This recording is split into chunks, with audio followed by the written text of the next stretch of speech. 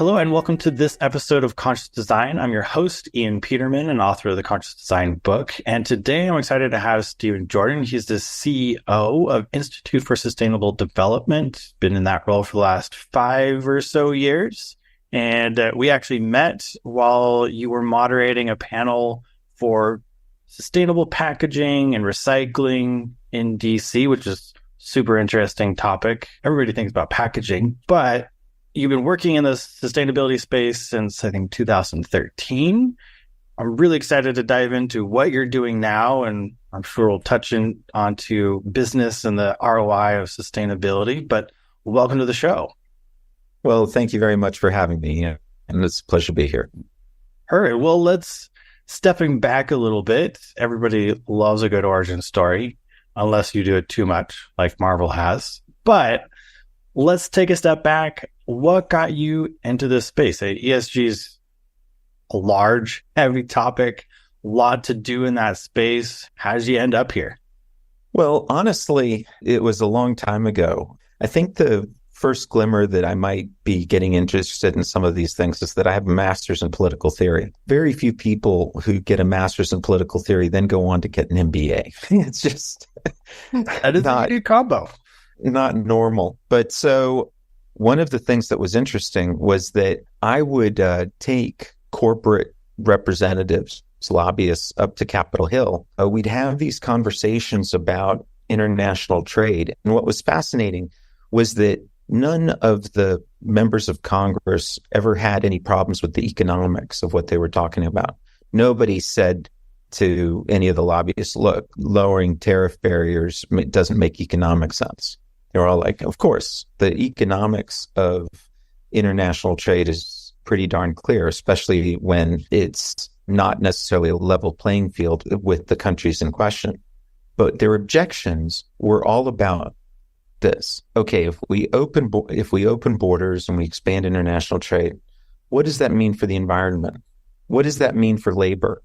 What does that mean for displacing communities? And a lot of questions like that. And I knew that companies were doing something in that space, but no one had really pulled it together. Up until that point, corporate social responsibility had been really focused on what's wrong with business. And I at it with, okay, everybody is critical. How can we be constructive? How can we solve problems? And I developed the Center for Corporate Citizenship at the U.S. Chamber of Commerce a month before the UN Global Compact was established. So I was part of the entire second generation of CSR and corporate citizenship as a result of what I did and how I positioned it as really trying to understand and research how business contributes to society. I think that went a long way towards mainstreaming the positive reaction that businesses have towards really engaging with nonprofits and government agencies. So I'll stop there in terms of the origin story. But when I started, there were like 18 companies maybe that did sustainability reports. There was nobody really in this space. I launched the Corporate Citizenship Awards. And when I launched them that first year, there were 90 people present. It was amazing how in like 3 years, it became over 350, and we had minor celebrities and CEOs and all of that. But the first year was like crickets. It's funny. That's crazy to think of that being 90 people for the first time. It makes sense, right? You got to start somewhere. But it is crazy to think about that it was so small. It's so small. Now, you could have a sustainability event, and I could probably get in a small community like 20, 30, 40 people to show up just on a whim almost, I feel like. So we've come a long ways from that. We really have. I mean, when you think of it, we teamed up with the Boston College Center for Corporate Citizenship like in 2004 to do the first state of corporate citizenship surveys. We were the first. Up until that, no one was actually asking companies, well, what are you doing in healthcare? What are you doing in education? What are you doing in the environment? I mean, it's such a huge industry now, right? Right. That it's, when you reflect back on it, it's kind of amazing how recent actually all of this has emerged. It feels like it's been a long time for people that are in it, right? We've put time towards it, we've spent time, we've seen it grow, but realistically, like over a lifespan, right, of typical things, it's actually a very short, a short amount of time relatively, and with such huge change. I love that you pointed it out. I agree with you. ESG kind of started out as this "you've been bad" kind of mentality of let's see how bad you are, and really wasn't creating this idea of how do we get better from it. It was just this, you're on Santa's naughty list. Like you're that's it, just how bad have you been? So it's good to see that it's morphing and changing, and that you've been really looking at how do we make this how do we create positive change. We got to point out the bad, but then we got to do something about it. It can't end with just pointing out what's bad with a system. Yeah, exactly. It's like that's the management thing. Don't come to me with just a problem. If you're going to come to me with a problem, give me an idea about how you're going to fix it too. And I think that developing those strategies to affect those externalities is super important. Well, that's awesome. Let's jump to what you do now, right? Institute for Sustainable Development, nonprofit. Just for everyone listening who has no idea what that is and what you do today. And I know you're in the middle of raising. It's the end of the year. You're getting all the money in right now. But just as a little recap, what is your goal? What are you guys working on right now? So in a nutshell, our mission is to catalyze resilience so that communities can thrive long term. What does that mean? Well, true sustainability has to focus on really containing the risks first, the downside risks of what's going on. And that kind of leads into, well, what are those risks? And it can be natural disasters, climate change, earthquakes, volcanoes, fentanyl, community blight. There's all kinds of things that are really, like, we can see that current strategies aren't working very well. So our focus is at the community level, and we build public-private partnerships to solve problems that really no single, whether it's the government, business, or nonprofits, can solve on their own. And so we've developed a public-private partnership in Los Angeles with the city and the county and some of the leading economic and business support organizations there to help promote small business resilience and small business disaster recovery. I do a lot of work actually with people that are very, very low on the income scale. Los Angeles is 49% Hispanic. One of the most frequent things that we get actually are questions from recent immigrants about how to get a street vendor permit. Very humble things. And we work with CDFIs and we work with financial institutions and to basically try and get information into the community, especially businesses that are operating in the lowest income neighborhoods, to be able to continue to survive, whether it's COVID or whatever it is. And the reason why I think the partners in Together for LA decided to do this is that when you think about a community, it's not just residential. Community is really anchored by its small businesses, its nonprofits, its churches. You can imagine how important a daycare center is, especially for zip codes where there's 60, 70% single parent households led by women. You can just imagine. So if we're able to save that daycare center, or we're able to save that independent gas station or pharmacy or little supermarket, that's the difference between a food desert maybe and people being able to have something next door. Right. So we look at what we do as kind of, the next step up from individual businesses working with individual partners. We're looking at it as, how do you deal with the community level? But, you get to thinking about resilience and these threats. And one of the things that you start to realize is that you've really got to build a sense of community, and you really have to innovate if things aren't going the right way. So one of the key elements for us is really trying to replicate this model of public-private partnerships in other cities to really try and work with lower income neighborhoods and attack and create multiple interventions to help them out.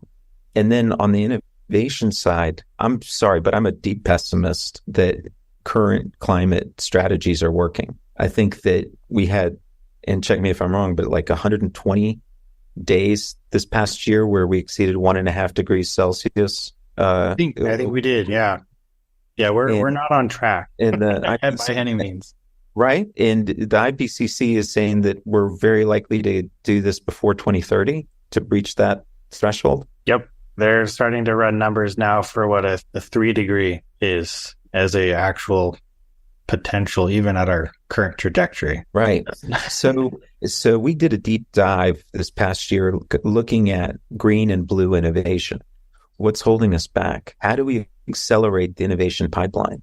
So we did a Shark Tank with a number of really cool businesses that were innovating kind of in the blue economy, kind of water-based solutions. I'm just amazed at the ingenuity of people. 3D printing solutions for seawalls and shoring up coral reefs, seaweed harvesting to support a low income community off the coast of Jamaica.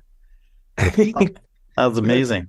The stuff that people are doing, different kinds of electric boats, vehicles. People are trying to reimagine deep sea mining. And you look at it in terms of geoengineering and desalination and recycling.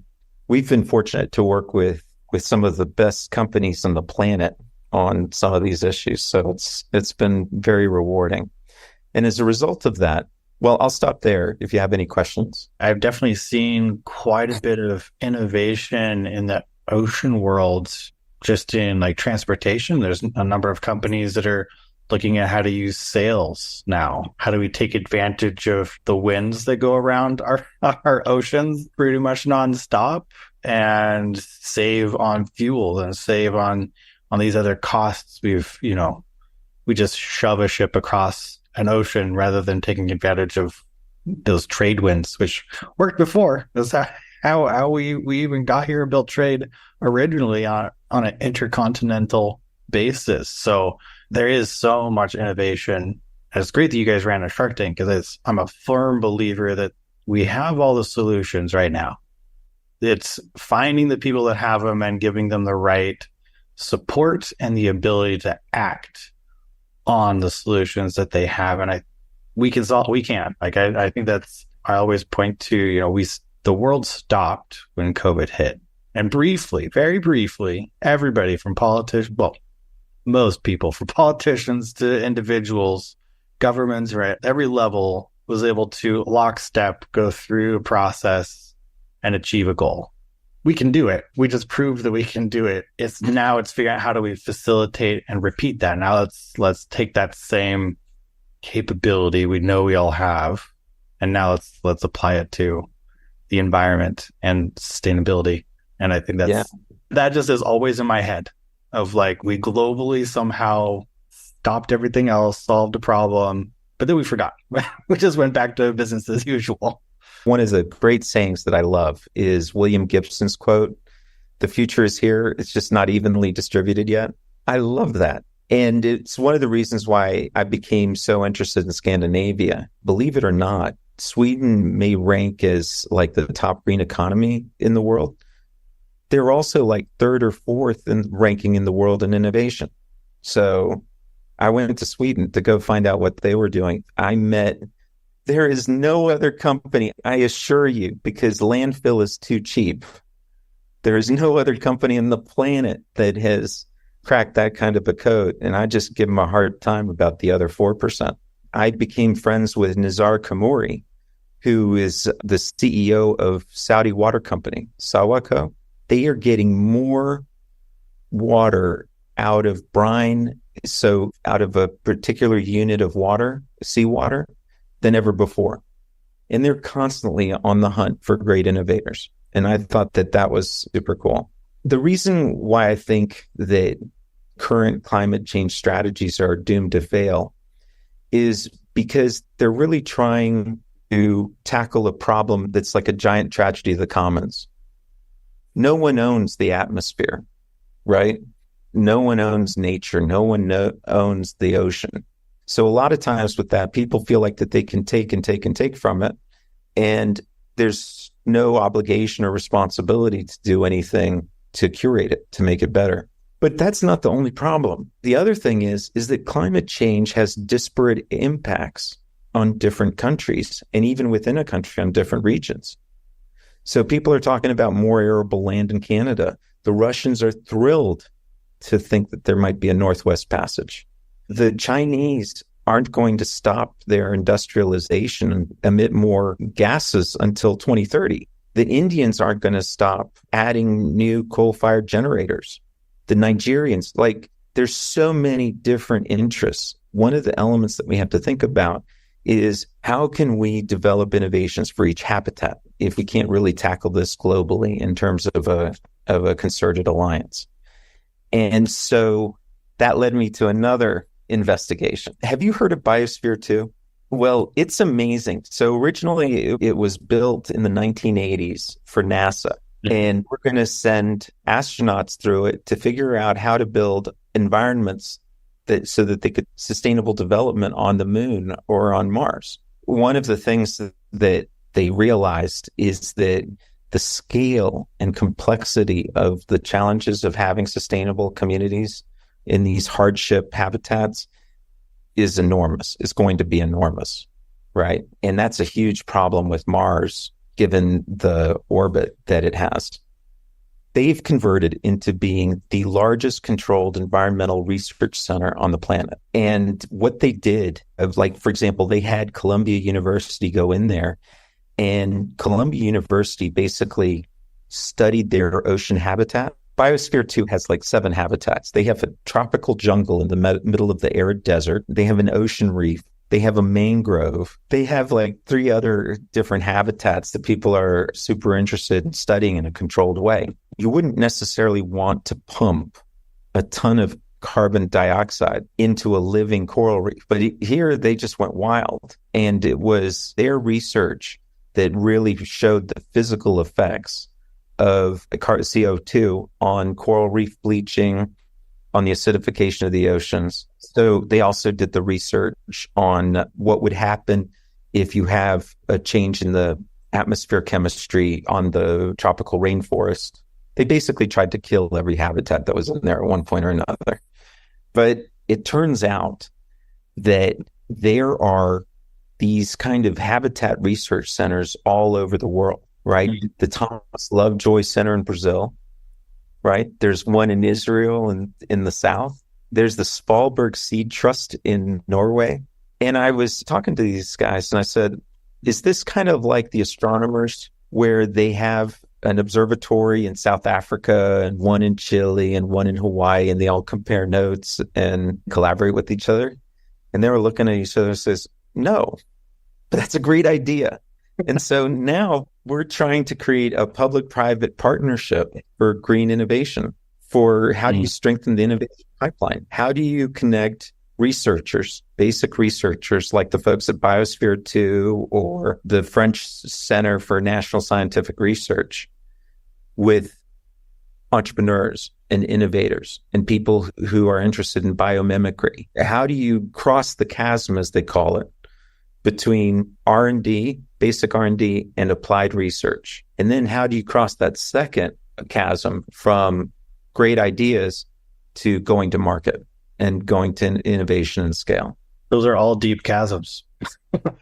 They really are. It's just a different way of thinking about this idea that if we can't develop a global strategy, how can we make 1,000 flowers bloom? Pardon the pun, but you know what I mean. It's like, how do we get all of these environmental research centers working together, potentially accessing more resources? I mean, the amount of R&D for pure environmental research is less than $100 billion worldwide. Oh, wow. Worldwide. Worldwide. So if you were thinking, yeah, they must have a Manhattan Project for the environment because of all of the things everybody's talking about in terms of global climate catastrophe and things like that. Not really. No, that's globally, that's not a very large budget to operate on. Oh, by comparison, it's like 5% of total global R&D. So we spend $100 billion on the environment. We spend 2 trillion or 1.99 trillion on everything else. Wow. 95%. I can see why we don't have really good solutions right now. Those are not, this is not very much attention. Right. Yeah, your kid would be very unhappy if you only gave 5%, right? Everybody feels ignored at 5%. That's low. Right.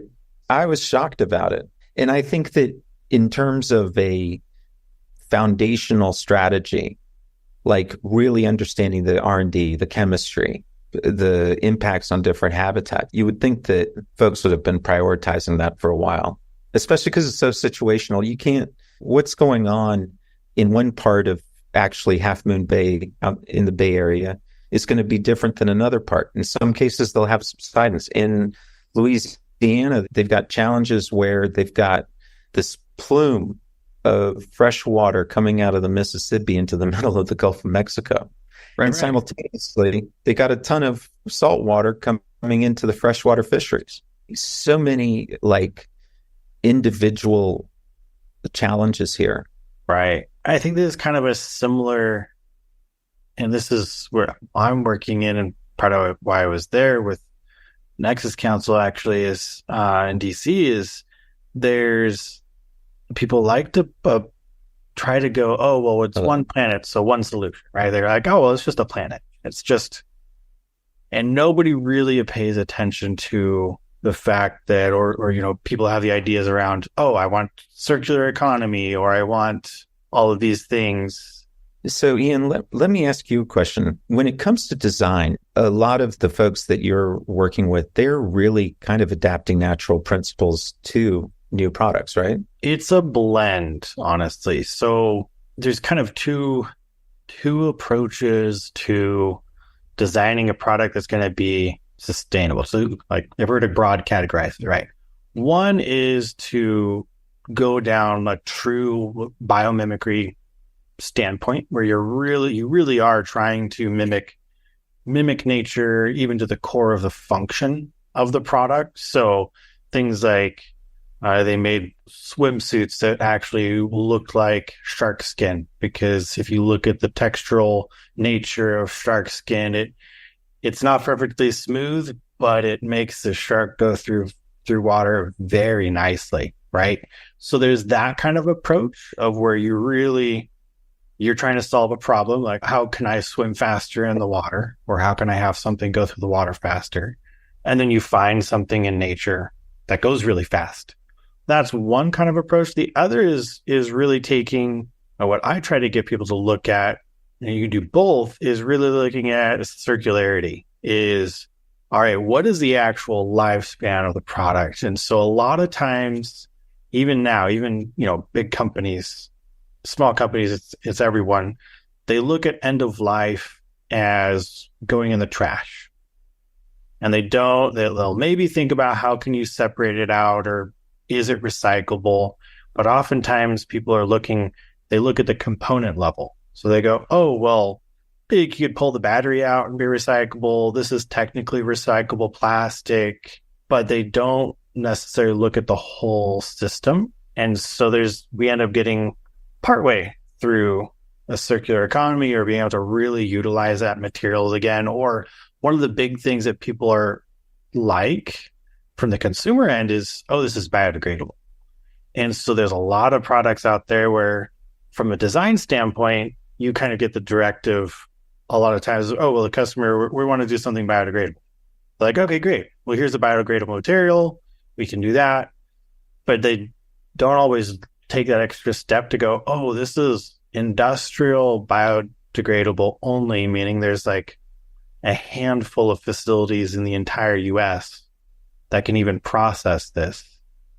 And if you don't put it in that specific recycling biodegradation facility, it's going to take 40 years, 50 years, not the 18 months we think that it should in the right facility.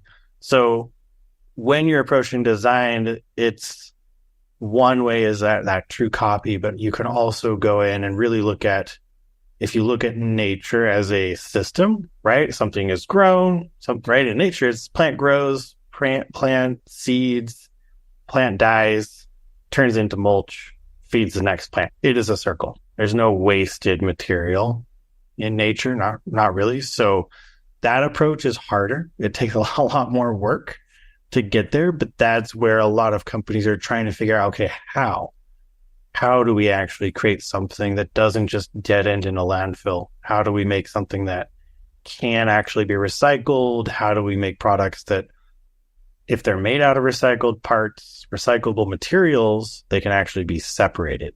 It's a big thing to tackle, and that's where a lot of the innovation is really headed towards, is materials. We do actually have the capability to recycle most materials, even plastics.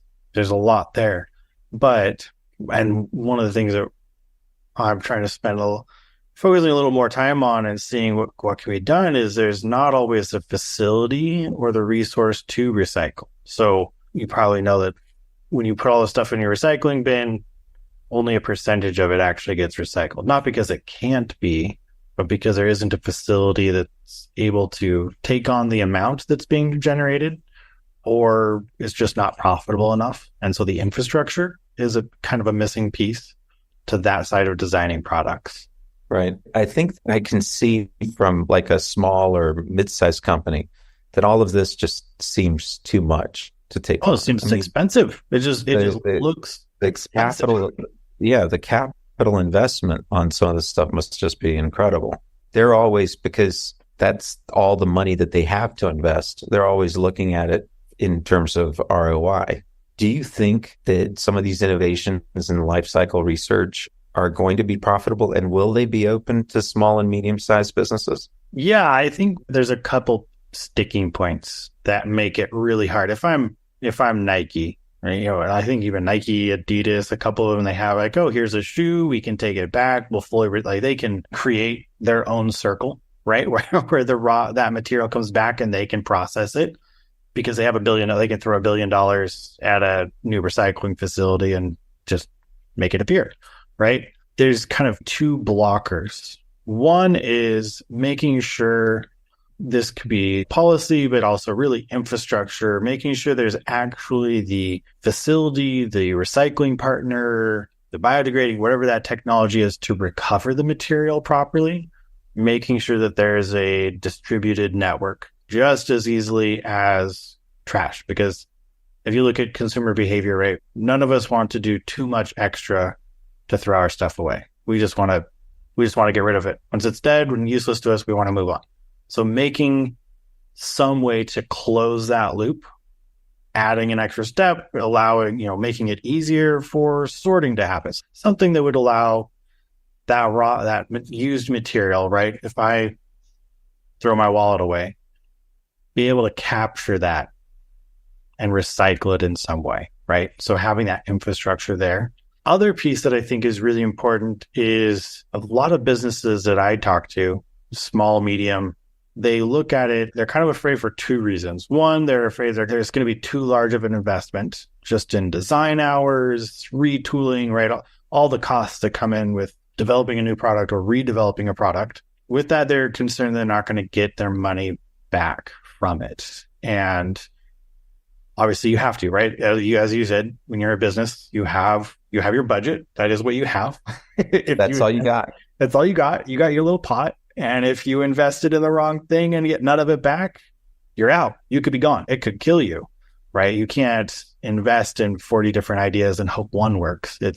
You can maybe do two. And one has to hit it out of the park, which I think is really fueled because a lot of the conversations, people are trying to bite off more than they can chew. The way of thinking that you talked about from an environmental standpoint, it trickles all the way down to businesses, where I'll talk to a business, they go, oh, we want to be sustainable. And then they'll give me a list and they're like, oh, we want to check all of these boxes off on day one. I'm like, you can't do that. That's like solving our global warming in one day. Like, no, you can't, you can't do that. And so there's this kind of split. And I think it's because we've, back to the ESG being initially this you're bad kind of mentality, we have that ingrained. So people are trying to jump fully out of the way. Like, oh, we need to be 100% sustainable, zero emissions, zero, right? They just want to instantly get there instead of looking at, well, what's going to be most cost effective right now and what's going to make the biggest impact for my dollar. Because when you do that, now your investment all of a sudden goes from this crazy amount to, oh, well, let's take steps. We're going to take the biggest impact step that's going to have the best return based on what do consumers care about now. You always get good customer feedback if the packaging is, if you can recycle it, right? So looking at those steps and breaking it down and realizing what's good for this company may not actually be good for the next company, right? They may come with the same list, like, oh, we want to check all these things off, but what's going to be best for them may be different, and realizing that you can't one size fits all, do everything all at once. It's impossible for a small business, really hard for medium, and it doesn't always work out for enterprise either. No. Yeah, exactly. I think that at a certain point, especially in the beginning of all of this, there was this idea that everything had to be a success, right? Mm-hmm. Invest in anything that you do with sustainability, or invest in anything that you do with CSR or ESG or whatever the acronym is you want to use. It's going to be good for you. And the truth is that life is messy. And, it took Thomas Edison 100 experiments to figure out the light bulb finally. If you're batting 300 in baseball, you're an all-star. So I think that that's one of the messages that really needs to get out there is you have to experiment. You have to configure things so that they're right for you. But one of the reasons why I raised biomimetics is that I do think that the ESG aspirations of a lot of folks are going to start converging. One of my favorite stories on this, I think it was, which is the one, polystyrene, the one that people used to use a lot in packing. Oh, polystyrene. Styrene. All the little foam balls. Peanuts. Yeah. Yeah, that's just everything. That's just bad. So a couple of guys who were studying, I think it was at Rochester Institute of Technology, or it could have been Rensselaer, I forget which one, were sitting there kind of looking at those things. And I don't know why, but for some reason they started thinking about mushrooms. And so they leap, all right. Right. And they started growing mushrooms in their dorm room. And what they found is the chitin inside the mushrooms had the same kind of spongy effect as those polystyrene peanuts or whatever they were called did in the packaging. And that's how Ecovative got its start. And they've been at the forefront of substituting for some of these plastics more naturally organic and more naturally biodegradable. So I think that you can integrate it into your business plan and make a ton of money. But I also think that there's actually a lot of cases where it doesn't make sense. And I think that in some ways, the hurrah, do whatever you're going to do, do it all and everything, that kind of cheerleading discredits the whole thing. I think if folks were more modest about it and kind of took more of your approach, that there'd be more uptick, more buy-in. Hey, it's Ian here. So glad you're enjoying this episode of Conscious Design. If you want the full scoop on conscious design, what it is, how we do it, how you can do it, then check out our book. We wrote it so creative entrepreneurs like you can code social and environmental responsibility right into your brand's DNA. You can download the first chapter for free. Link is in the description. Enjoy the rest of the episode. Don't forget to like, subscribe, and share. It's the classic, Ray. If you sit there and try to take one giant leap, you may not make it. You haven't, right? You don't know. But if you take just one little baby step every single day, then there's progress. I think it's what you mentioned is I would love to see more of that is if everybody took a baby step together, I think we see a lot more movement than we've seen since we've been trying to do this. Realistically, there's this pressure. Oh, you have to be super sustainable. you have to meet all these ESG items all at once today. That pressure of somehow being instantly perfect at everything, which no one ever is. That's just not a thing. I think it kills a lot of innovation because we're closing the door to all other possibilities other than the perfect solution. And for anybody that's ever R&D'd a new product or a new technology, you never, well, I will tell you, one time in my entire career, I have built a prototype and it worked as it needed to once. Been doing this 20 years. This is not a thing. Like this whole idea of like perfection day one is not even achievable with the smartest people in the world. We could never guarantee that would happen. It's iterative. It was that kind of thinking that got me like to really start going deeper on the subject of public-private partnerships. This idea that no single organization is going to have universal competency, right? And there's this famous law, Metcalfe's law, which talks about that the power of a network rises exponentially with each new addition to the network.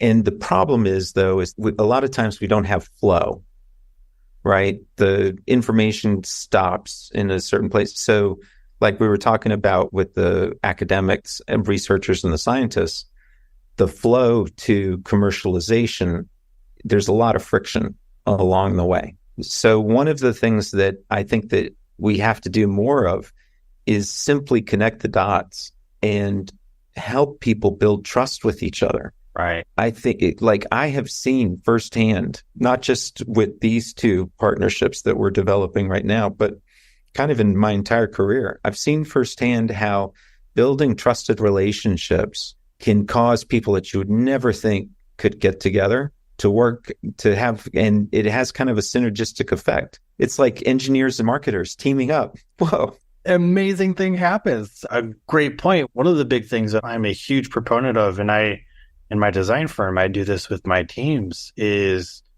whenever I can, I'll bring in somebody that's worked in an area completely unrelated, right? If you came to me and were like, Ian, I want your firm to design a new car, I'd be like, okay, cool. I'm also going to hire a baby toy designer. We're going to bring in somebody from industrial, or we're going to bring in some people that they've never even thought about cars because I want to hear their thoughts. And when their thoughts are combined with your thoughts, I don't want to lose the industrial, the industry experience, right? We've already built that. It failed. But what's going to happen when we start to pull in and build this little network of not just more people with the same background and the same thinking process, but really specifically pull in these new ideas, these new ways of thinking. That's where you're going to spark, you got to build the trust. Like you say, you got to build the trust so they actually open up and they communicate those ideas because they're going to be off the wall in some cases. But eventually you're going to come up with something that no one has ever thought of because there's so much, and we could have a whole other conversation about this. Silos were the beginning, the end, the bane of my existence. Everything. I hate silos. I've done my time in the cubes. I've worked at HP. I've sat in those cubes. I worked at Nike. I worked at, other companies. Silos, they kill everything. It's a miracle businesses are able to produce the products they do with the structure that we've had. And I am just, anytime I can break a silo for someone, that is a personal goal of mine because there's so much innovation. There's so much you can do with it. And there's these chasms like you talked about between R&D and applied research and then commercial. I think they shouldn't be. There should be so many bridges between those two things that we don't even remember it's a chasm like that. Yeah. There's anything I can do that needs to happen. There's not enough flow. Exactly. There's not enough. And I think that this has actually been one of the themes of this conversation is there hasn't been enough analytics of the process. Because just as we were talking about a few minutes ago about the life cycle process, the innovation process, we really need to think through how do we get the most out of everybody's different competencies. I think lateral thinking is the wave of the future. I think the ability to identify interdependencies, the ability to find interesting analogies in different fields of study is one of the ways that we're going to break through. You know that experiment where they give you a box and it's like full of nails and cards and balls and tacks and different things, and you're supposed to look through it and organize it, and like how do you organize it? And for some people, all they do is they see the balls. For other people, they see the nails. It's like the pattern recognition. Our system like makes people focus in on a deep expertise on one thing. You become very linear, very focused on a thing. So all you do is you pick out one of those things in the drawer. But the reason that they're all in the same drawer is there's a logic for it, right?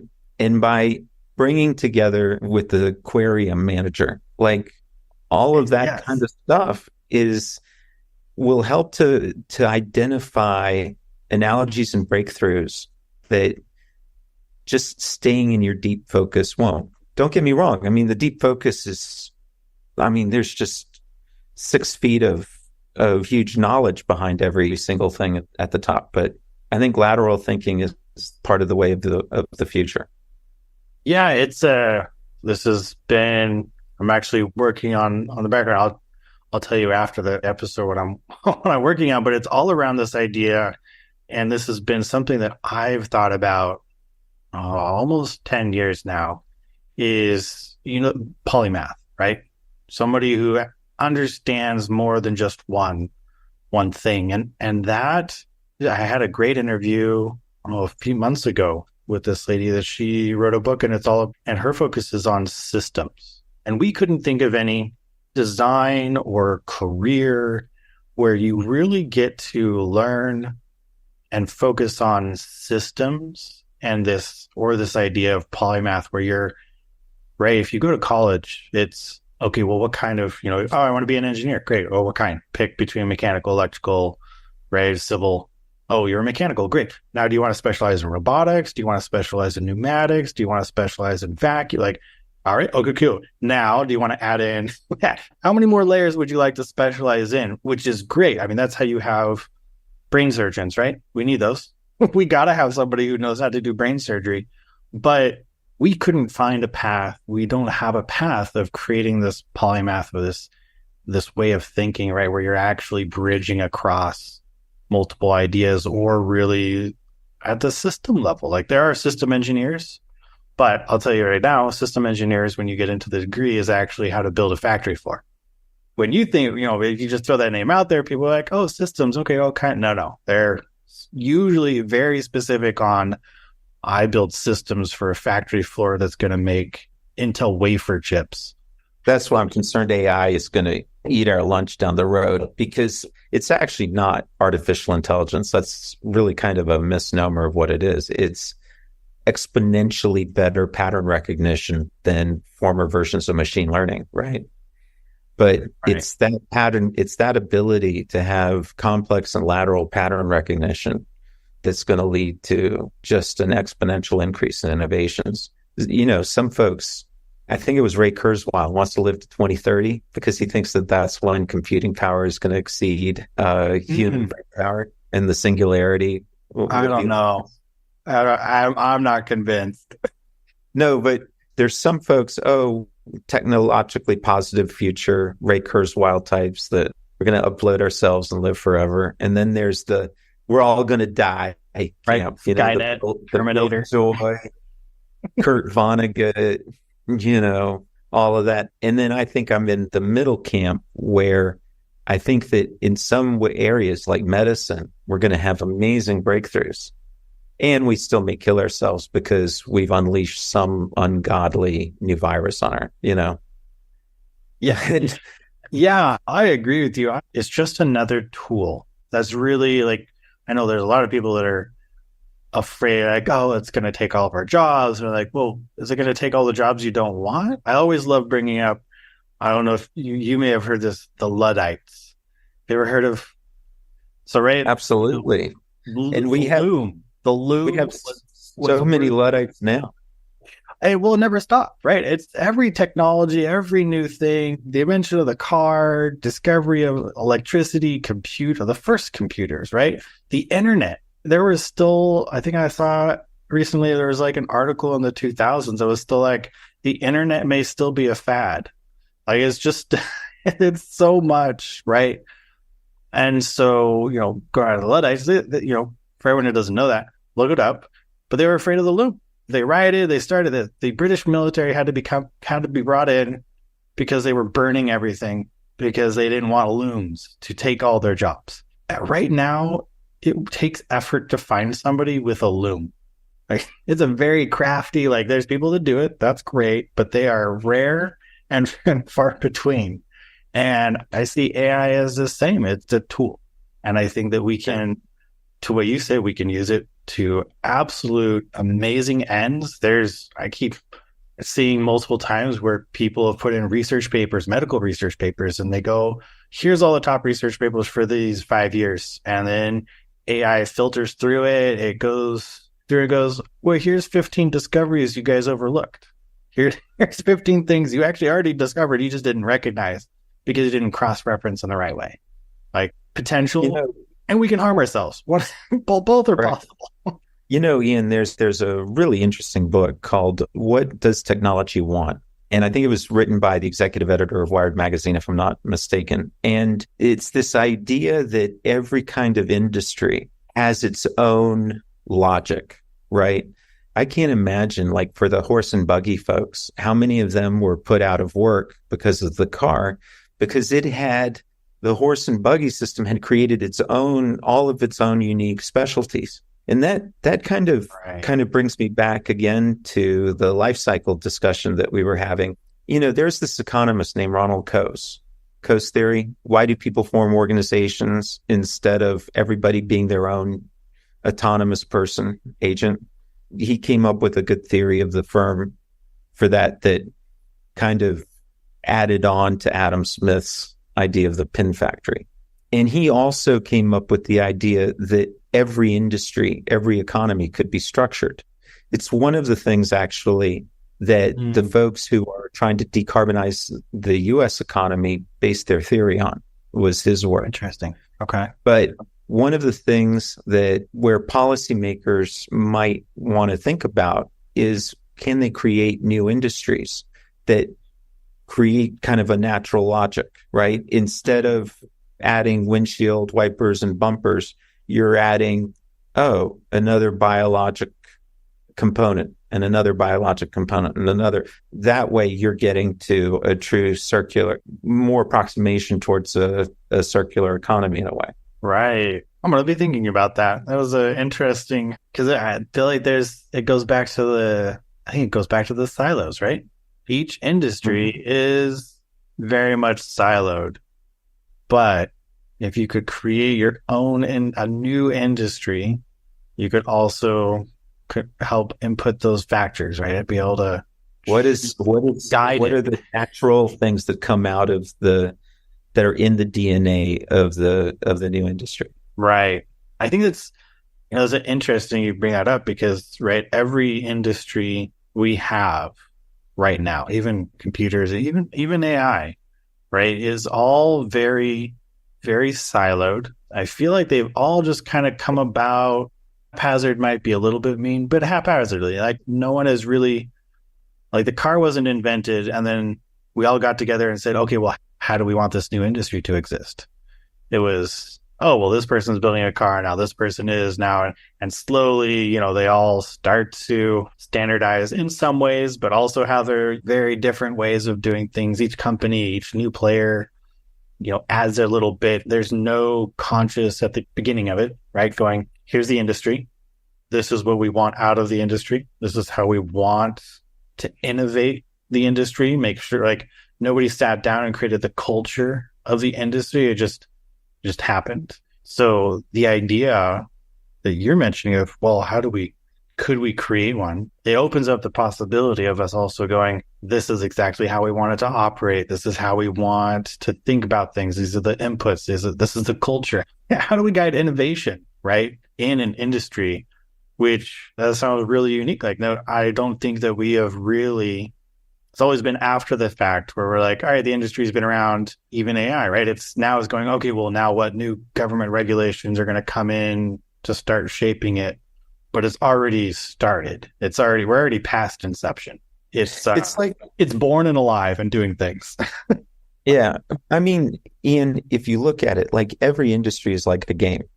When you play Monopoly, right, you've designed a game where if you own Park Place, you make bank, right? Yeah. You know, but we all agreed to the rules. We all sat down and said, we're going to play Monopoly rules. And I think that going forward, there's going to be a lot of thought about not necessarily the regulations, because I think regulations are backwards looking usually. Right.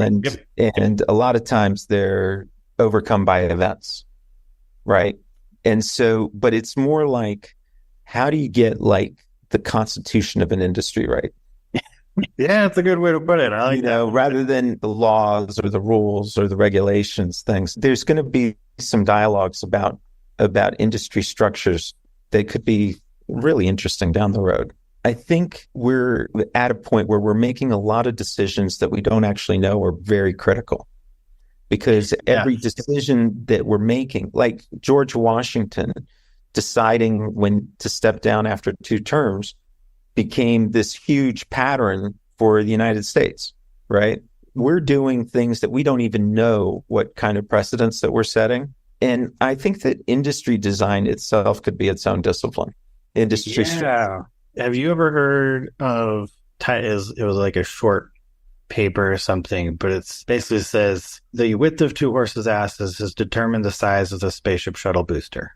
And if you look through like history, it's true. So you go through this tracing back and go, okay, well, why is the space shuttle's booster the size it is? Well, it needs to go on a rail car. Well, how did we determine the width of a rail in the US? Well, we copied the rails in the UK. Well, why did they pick that width? Well, it's about the size of a wagon width. How did that get chosen? Oh, well, there's roads. Okay, why is that road important? Well, that happens to be the Romans built most of Europe's roads. They built the first, highway system. They got worn down really bad, right? Over 1,000 years, worn down. Well, you can't make a wagon that doesn't fit into the ruts, because otherwise you're going to be weaving all over the place, sideways, right?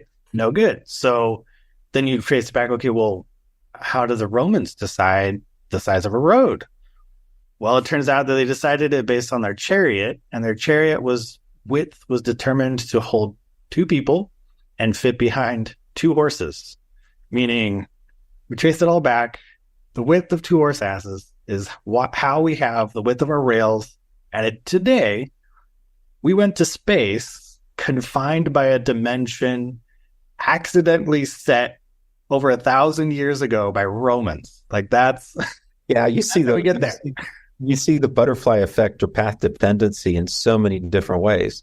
Like our borders were determined by drunk 18th century surveyors. Yeah. If you were going to design Northern Virginia today, it might not be Northern Virginia. It might be its own metropolis, right? Instead of being derivative of DC. It affects urban planning. It affects regional responses, watershed management. There's so many applications about what you're talking about. Yeah. Oh, I love that one too. I'm going to use that one as well.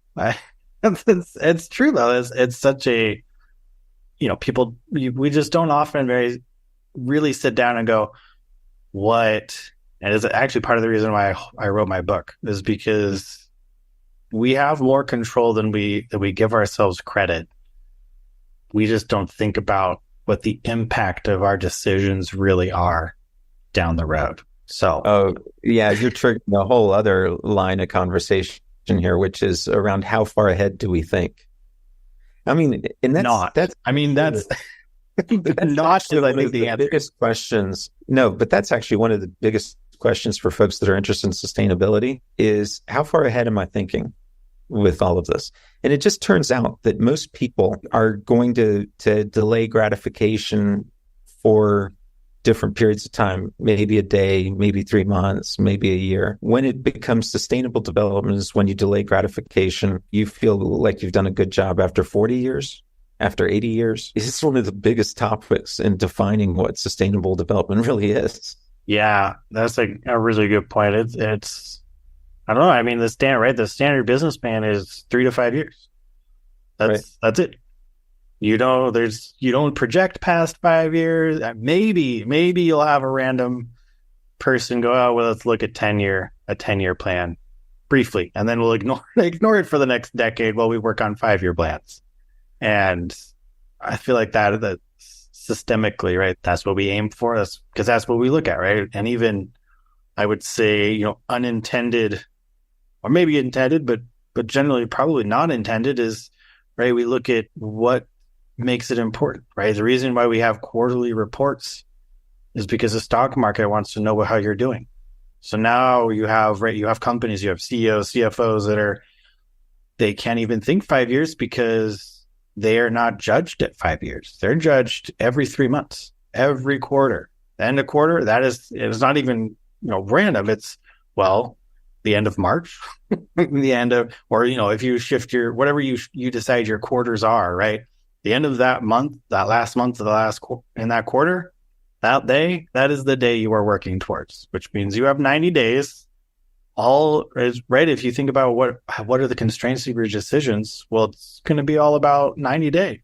There's not very much. There's maybe this 10%, probably five that's sitting there that you can put effort towards of going, oh, what's our long-term strategy? But if everybody judges you at day 90, that's all of your decisions, right? That's how you keep your job. It's how right? It's all tied to that cycle, which is super short, right? If we're talking about sustainability in like 80 years, that's, 240 quarters from now? That's a lot of quarters. But what's funny is that this conversation has had a way of circling back on itself. When we were talking about linear thinking versus lateral thinking, and the idea that maybe what we need to do is have kind of an incremental step forwards. They say that how do you climb a mountain? One step at a time. I think that we do need to have kind of a better long-term vision about what we're doing. And then we have a midterm game and a short-term game. And so that each step is going towards what that longer-term vision should look like. And I think that that's actually another part of the problem that we have right now is that we have really diverse, we're not unified in terms of what the long-term vision should be for things. And then to complicate it all even more, the innovation happens all the time. We may not need high-speed rail if we have automated cars that can link together on the current highways. Right. Right? Yep. We may need to reinvent how we build houses because of drones landing, drone delivery on the second floor, maybe. We also, in addition to having kind of that long-term vision, we also need to have the humility of thinking through how can we use the assets that we currently have and transform them. Well, I think it's this balance, right? And I feel like and just my opinion looking at things right now is we have huge bias towards the quarterly goal. But I think if we were, and not to lose it, right? So what you said, tomorrow, some company may come out and go, oh, we've figured out how to make this new technology. It will deliver it in 12 months and it's going to change everything. Well, great. But I think that we hide away from long-term planning because of that. We're, something could come by, so let's ignore long-term. And I think there should be more of a balance in going, we're going to have this long-term, so we have a goal. We have an actual goal to aim towards that's far enough away we can actually build to it. Bigger goals, right? Not just make more profit right now. What is some bigger goal, right? And then also realize that, I think this quote always sticks in my mind from when I was a kid. It was a General Patton, no plan survives contact with the enemy. And it sums up so much, right? It's let's build it, but let's also recognize that tomorrow a new technology may come out. COVID may happen. We have zero control about tomorrow. let's plan, because if we don't plan, we have no structure, we have no goal. It's very hard to keep moving forward. But let's also very much live today and know that tomorrow we may rewrite. When we have an 80-year plan, it may be totally rewritten tomorrow. And that's okay. I think being okay with that, and I think that goes back, we're going to loop and make another loop here, is going back to this idea of perfection. Like, people think that if I write a 5-year business plan, it's got to happen exactly as a plan. Like, no, it's a plan.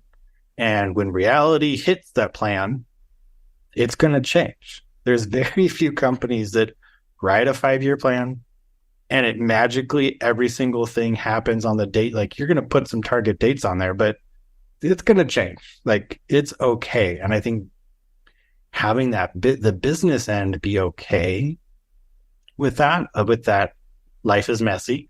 Nothing, neat little boxes isn't reality. It's, looks good on paper, but it's not reality. I think that should also be really brought into this planning part and going, yeah, we're going to make a plan, and tomorrow's a new day. We'll all wake up together tomorrow and see if our plan is still feasible or not. I think that is a very wise approach. It's just very realistic. But I also think that you can say, okay, I'm a product manufacturer, and right now the life cycle of my product is 90 years or 10,000 years or whatever.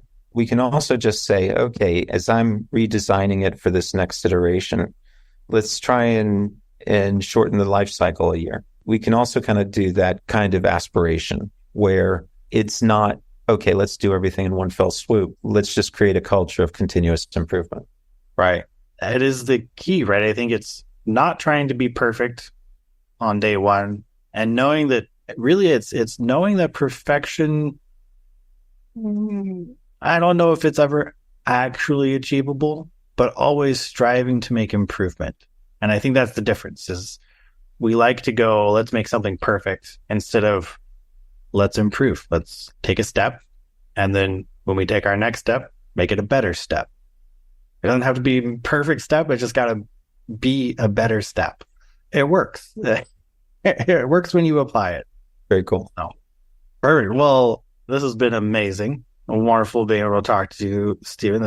Enjoyed this conversation very much. I feel like we could probably extend this a lot longer, but we've already had a long episode. So before we part ways, for anybody that's interested in working with you or connecting with you, I'll say you're great at running a panel. So if anybody wants to have you run another panel, reach out. What's going to be the best way to find you, reach out to you, LinkedIn or website? What's the best way? Yeah, our website is www.isdus.org. And I'm on LinkedIn. Always happy to connect and to talk about these issues and figure out how we can help people just a little bit more each day. Perfect. Well, thank you so much. Pleasure having you on the show.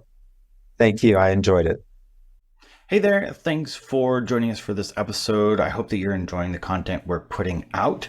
If you're looking for more ways to learn about this, to get involved, create your own consciously designed products, there's a couple ways that you can do that. First is our book, Conscious Design, which you'll find a link to in the description of this episode. Please check that out. Go over quite a bit of information, what the process is, how I've applied it to product design, and some really great examples of companies out there that are doing really great work, some of whom you have seen on this podcast. The other way is our course, 4 Weeks to Launch, where I peel back the curtain on how to develop a product start to finish in a way that can create positive impact rather than any negative ones. So please check that out. That is a great resource. That will also be linked in the description as well. And see you on the next one.